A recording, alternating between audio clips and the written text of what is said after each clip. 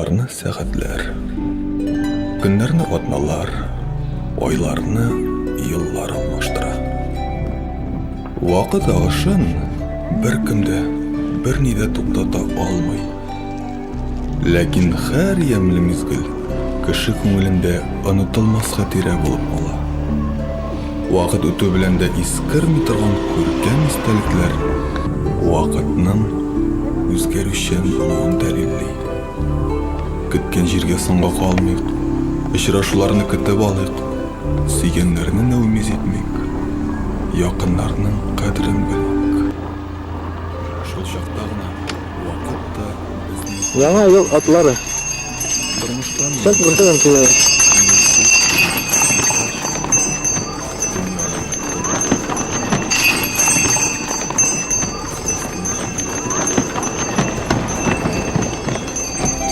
Mana tag'in bir yil ortda qola. Erishgan o'ngishlarga suyunib, kelajakka yoqti umidlar bog'lab, birga bo'lib, birdan bo'lib, yangi yilga oyoq otlayq.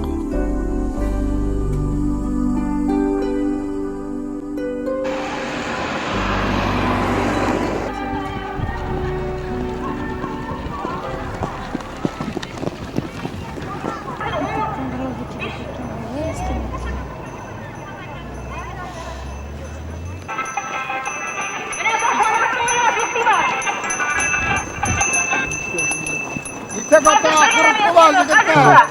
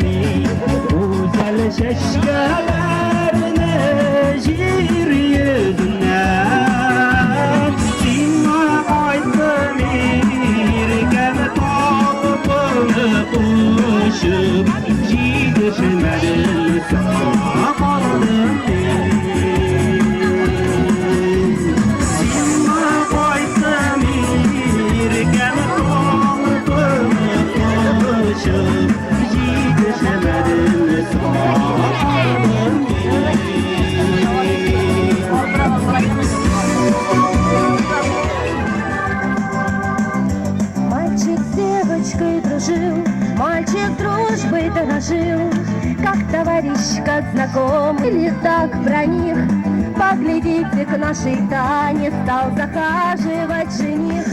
Отворяю дверь соседи, улыбаются. Привет, привет! Если ты за Таней Федя, то невесты дома нет.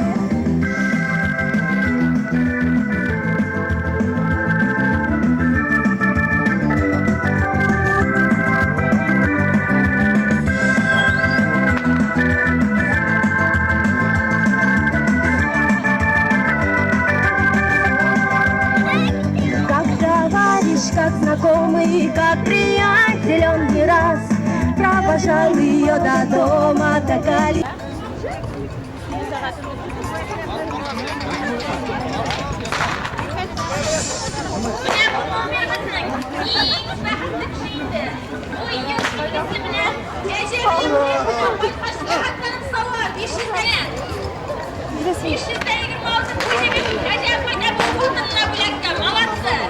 Aytdim kabinetdagi qoldirsan.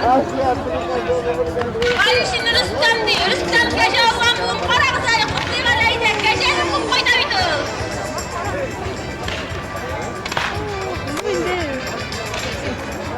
Elde kakıylar onlar. 590. 「